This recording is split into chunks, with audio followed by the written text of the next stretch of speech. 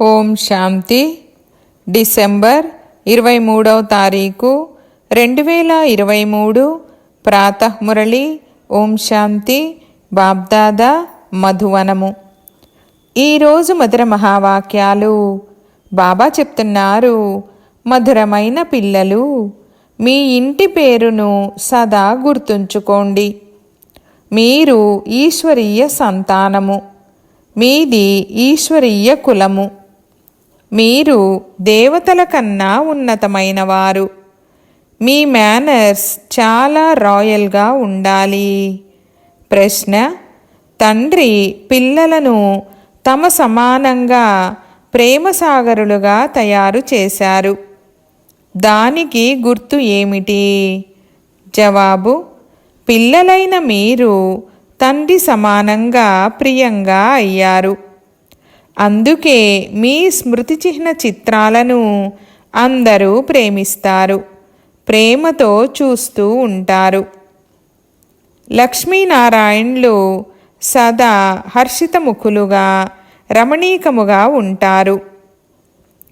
బాబా మనల్ని జ్ఞానయోగాలతో చాలా చాలా మధురంగా తయారు చేస్తున్నారని ఇప్పుడు మీకు తెలుసు.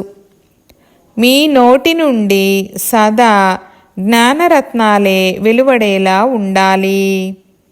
పాట: నీవు ప్రేమ సాగరుడవు. ఓం శాంతి. నీవు ప్రేమ సాగరుడవని ఎవరి మహిమను గాయనం చేస్తారు? ఇది ఏ మనుషుల మహిమ కాదు. నీవు ప్రేమ సాగరుడవు, శాంతి సాగరుడవు, పవిత్రతా సాగరుడవని అంటారు. ఇప్పుడు మీరు పవిత్రంగా అవుతారు. వివాహం చేసుకోకుండా ఉండేవారు ఎంతోమంది ఉన్నారు. సన్యాసము తీసుకోకుండా కూడా పవిత్రంగా ఉండేవారు ఎంతోమంది ఉన్నారు. గృహస్థ వ్యవహారంలో జనకుని సమానంగా జ్ఞానాన్ని తీసుకోవాలని అంటూ ఉంటారు. వారి గురించి చరిత్ర ఉంది.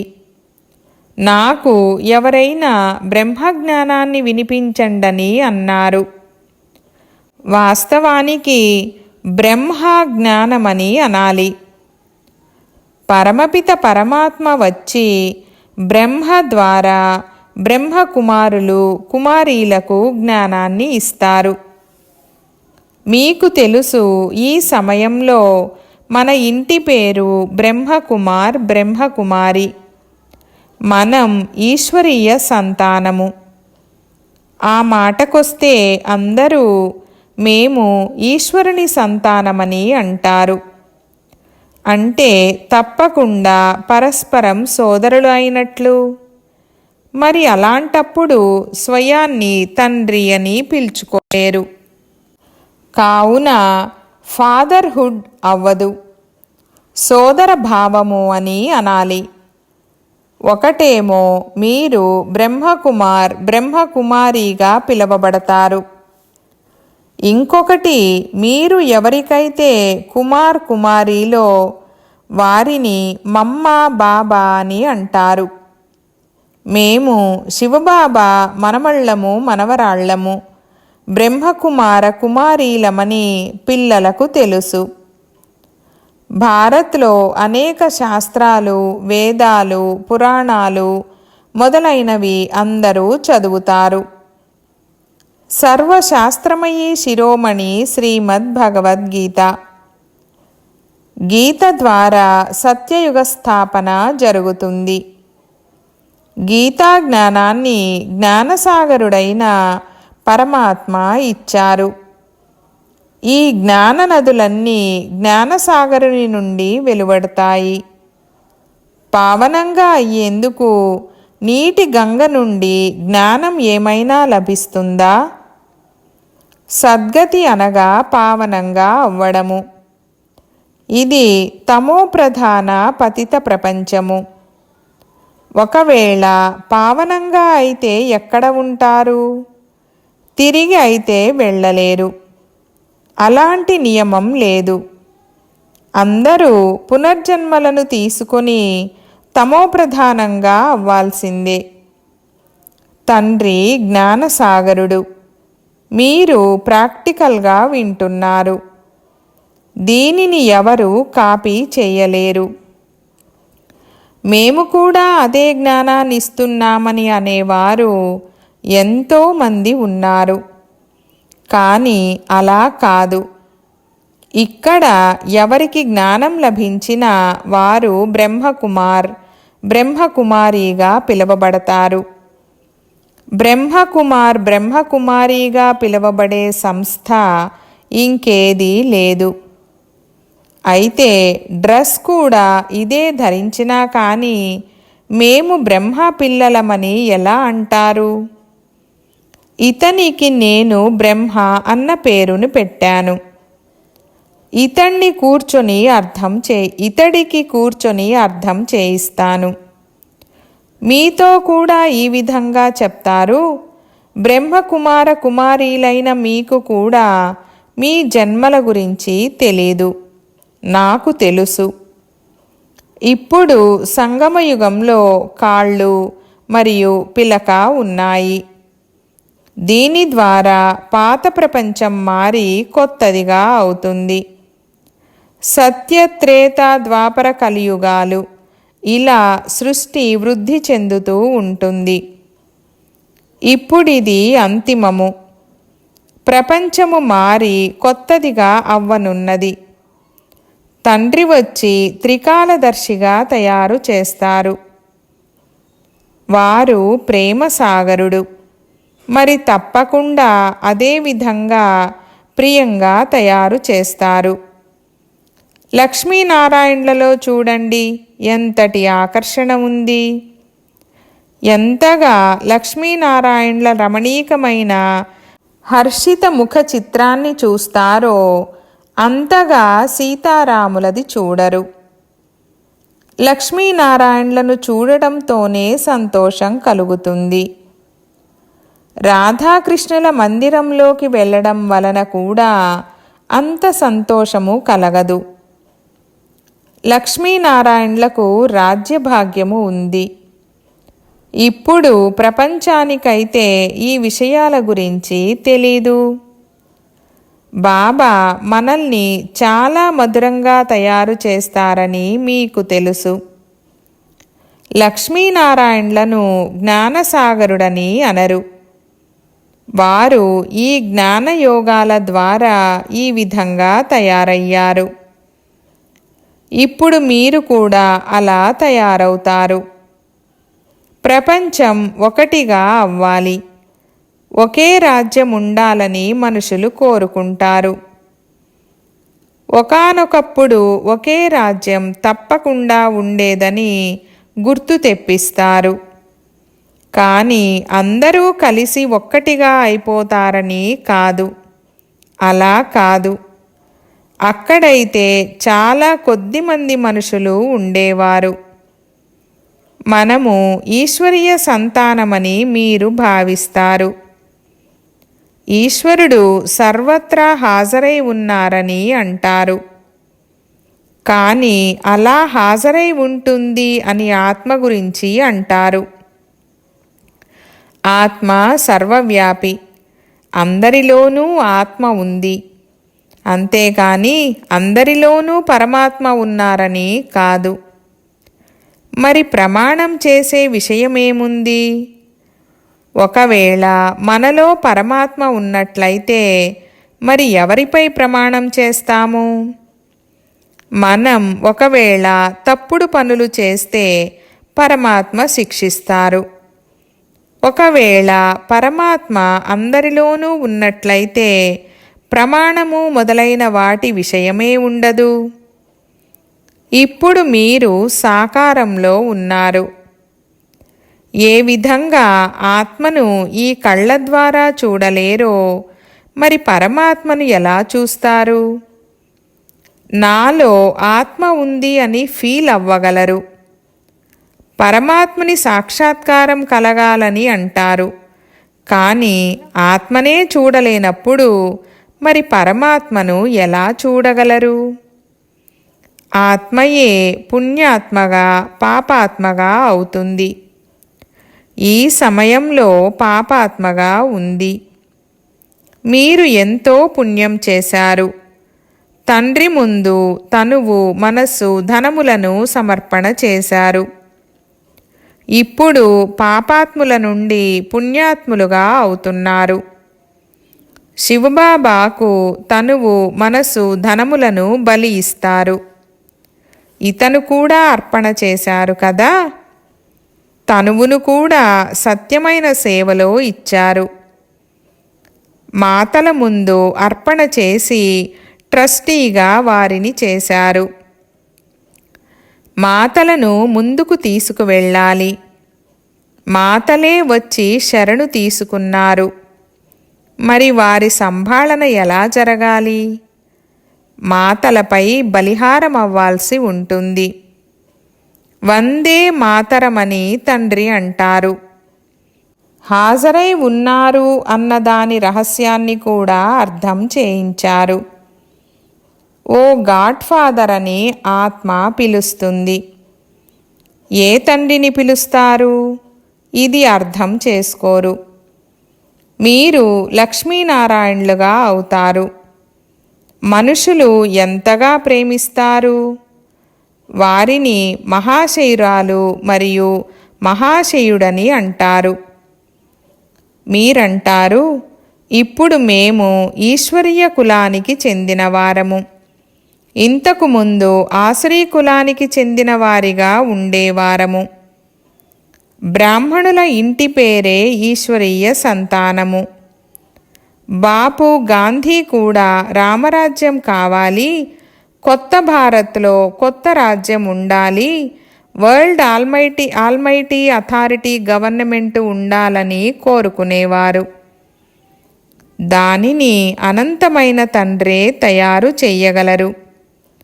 తండ్రి అంటారు, నేను వరల్డ్ ఆల్మైటీ అథారిటీని, ఉన్నతోన్నతమైన నిరాకారుణ్ణి. బ్రహ్మ, విష్ణు, శంకరులు నా రచన. భారత్ శివాలయంగా సంపూర్ణ నిర్వికారిగా ఉండేది. ఇప్పుడు సంపూర్ణ వికారీగా ఉంది. సంపూర్ణ నిర్వికారులుగా ఇక్కడ ఉంటారన్నది కూడా తెలీదు. ఒకే ప్రపంచం, ఒకే ఆల్మైటీ అథారిటీ రాజ్యం ఉండాలని కోరుకుంటారు. పరమాత్మ ఒకే వరల్డ్ ఆల్మైటీ అథారిటీ లక్ష్మీనారాయణుల దైవీ రాజ్యాన్ని స్థాపన చేస్తున్నారు. మిగిలిన వారందరి వినాశనం ఎదురుగా నిలబడి ఉంది. అంతటి నష ఉండాలి. ఇక్కడి నుండి ఇంటికి వెళ్తే మూర్ఛితులైపోతారు. సంజీవని మూలిక కథ ఉంది కదా. కానీ ఇది మన్మనాభవ అనే జ్ఞానమూలిక. దేహాభిమానంలోకి రావడంతో మాయ యొక్క చెంపదెబ్బ తగులుతుంది. దేహీ అభిమానులుగా అయినట్లయితే చెంపదెబ్బ తగలదు. మనం శివబాబా నుండి వారసత్వాన్ని తీసుకుంటాము. ఇది బ్రహ్మ యొక్క అంతిమ జన్మ. వారు కూడా వారసత్వాన్ని తీసుకుంటారు. Deity world sovereignty is your God fatherly birth right. దైవీ విశ్వరాజ్యాధికారము మీ ఈశ్వరీయ జన్మసిద్ధ అధికారము. పిల్లలైన మీలో దైవీ మేనర్స్ ఉండాలి. బ్రాహ్మణులైన మీరు దేవతల కన్నా ఉన్నతమైన వారు. మీరు చాలా మధురంగా మాట్లాడాలి. భాషణ చేసే సమయంలో మాట్లాడవలసి ఉంటుంది. ఇకపోతే వ్యర్థమైన విషయాలలోకి వెళ్ళకూడదు. నోటి నుండి సదా రత్నాలే వెలువడేలా చేయాలి. ఈ కళ్ళు ఉన్నా కానీ స్వర్గాన్ని మరియు మూలవతనాన్ని చూడండి. జ్ఞానమనే నేత్రము ఆత్మకు ప్రాప్తిస్తుంది. ఆత్మ ఇంద్రియాల ద్వారా చదువుతుంది. ఏ విధంగా జ్ఞానదంతము వస్తుందో అలా మీకు జ్ఞానమనే మూడవ నేత్రము లభించింది. తండ్రి వారసత్వాన్ని బ్రాహ్మణులకు ఇస్తారు. శూద్రులకేమైనా ఇస్తారా? మూడవ నేత్రము ఆత్మకు లభిస్తుంది. జ్ఞాననేత్రము లేకుండా తప్పొప్పులను అర్థం చేసుకోలేరు. రావణుడు తప్పుడు మార్గంలో నడిపిస్తాడు. బాబా సరైన మార్గంలో నడిపిస్తారు. సదా ఒకరి నుండి ఒకరు గుణాలను తీసుకోవాలి.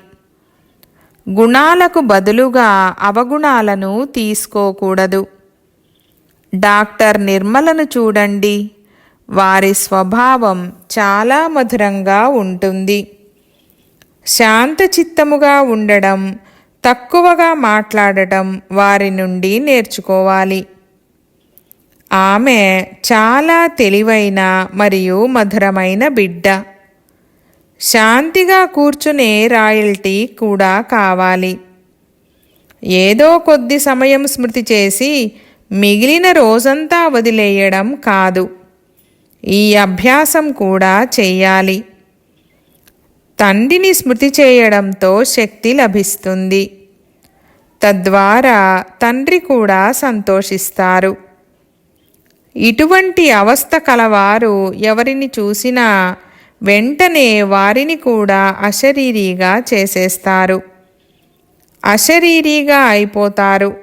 శాంతిగా అయిపోతారు. కేవలం శాంతిగా కూర్చోవడం అనేది సుఖమేమీ కాదు. అది అల్పకాలిక సుఖము. శాంతిగా కూర్చుండిపోతే ఇక కర్మలు ఎలా చేస్తారు? యోగము ద్వారానే వికర్మలు వినాశనం అవుతాయి. సత్యమైన సుఖము శాంతి అయితే ఇక్కడ ఉండదు. ఇక్కడి ప్రతి వస్తువు అల్పకాలికమైనదే. अच्छा मीठे मीठे सिकीलधे बच्चों प्रति मात पिता बाप दादा का याद प्यार और गुड मॉर्निंग। रूहानी बाप की रूहानी बच्चों को नमस्ते। हम रूहानी बच्चों की रूहानी बाप दादा को याद प्यार गुड मॉर्निंग और नमस्ते नमस्ते बाबा नमस्ते। రాత్రి క్లాసు 9/4/1968. ఈ రోజుల్లో విశ్వంలో శాంతి ఏర్పడాలన్న కాన్ఫరెన్సులు ఎక్కువగా జరుపుతూ ఉంటారు. వారికి చెప్పాలి, సత్యయుగంలో ఒకే ధర్మము, ఒకే రాజ్యము, అద్వైత ధర్మము ఉండేది. చప్పట్లు మ్రోగేందుకు వేరే ధర్మమేదీ లేదు. రామరాజ్యమే ఉండేది. అప్పుడే విశ్వంలో శాంతి ఉండేది. విశ్వంలో శాంతి ఏర్పడాలని మీరు కోరుకుంటారు. అదైతే సత్యయుగంలో ఉండేది.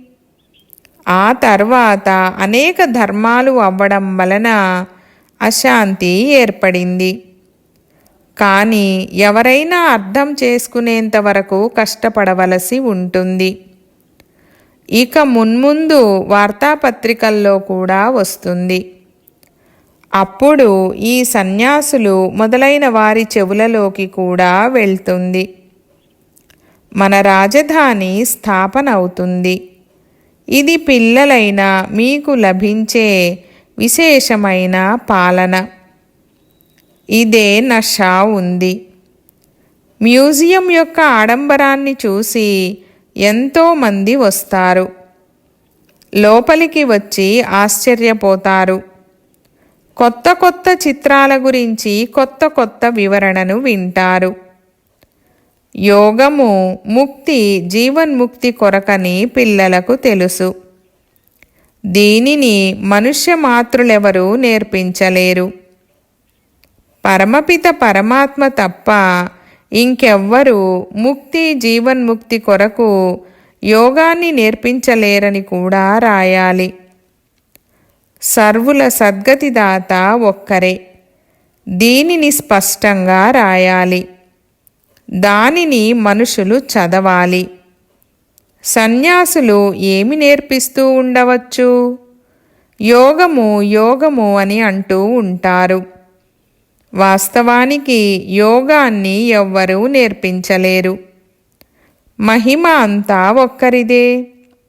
విశ్వంలో శాంతిని స్థాపన చేయడము మరియు ముక్తి జీవన్ముక్తులను ఇవ్వడము తండ్రి పనే.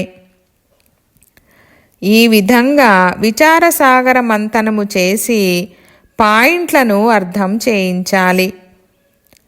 ఎలా రాయాలంటే ఆ విషయం మనుషులకు పూర్తిగా హత్తుకోవాలి. ఈ ప్రపంచమైతే మారాల్సిందే. ఇది మృత్యులోకము.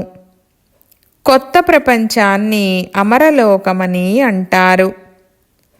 అమరలోకంలో మనుషులు అమరులుగా ఎలా ఉంటారు అన్నది కూడా అద్భుతమే కదా. అక్కడ ఆయువు కూడా ఎక్కువగా ఉంటుంది. మరియు వస్త్రాలు మార్చుకున్నట్లుగా సమయానికి తమకు తామే శరీరాన్ని మార్చుకుంటారు. ఇవి కూడా అర్థం చేయించే విషయాలు. మధురాతి మధురమైన ఆత్మిక పిల్లలకు ఆత్మిక తండ్రి మరియు దాదాల ప్రియస్మృతులు. గుడ్ నైట్ మరియు నమస్తే. ధారణ కొరకు ముఖ్య సారము. 1వ పాయింట్, మీ స్వభావాన్ని చాలా మధురంగా శాంతచిత్తముగా చేసుకోవాలి. చాలా తక్కువగా మరియు రాయల్టీతో మాట్లాడాలి. 2వ పాయింట్, తనువు మనస్సు ధనముల ద్వారా బ్రహ్మబాబా సమానంగా ట్రస్టీలుగా ఉండాలి. వరదానము, జ్ఞానము మరియు యోగము యొక్క శక్తితో ప్రతి పరిస్థితిని క్షణంలో పాస్ చేసే మహావీర భవ. వివరణ: మహావీర్ అనగా సదా లైట్ మరియు మైట్ హౌస్. జ్ఞానము లైట్ మరియు యోగము మైట్. ఎవరైతే ఈ 2 శక్తులతో సంపన్నంగా ఉంటారో వారు ప్రతి పరిస్థితిని క్షణంలో పాస్ చేస్తారు. ఒకవేళ సరైన సమయానికి పాస్ అవ్వకపోవడం అనేది సంస్కారముగా అయినట్లయితే ఫైనల్లో కూడా ఆ సంస్కారము ఫుల్ పాస్ అవ్వనివ్వదు. ఎవరైతే సరైన సమయానికి ఫుల్ పాస్ అవుతారో వారినే పాస్ విధానరని అంటారు. ధర్మరాజు కూడా వారికి గౌరవాన్ని ఇస్తారు. స్లోగన్: యోగాగ్నితో వికారాల బీజాన్ని భస్మము చేసినట్లయితే సమయానికి మోసపోరు. ఓం శాంతి.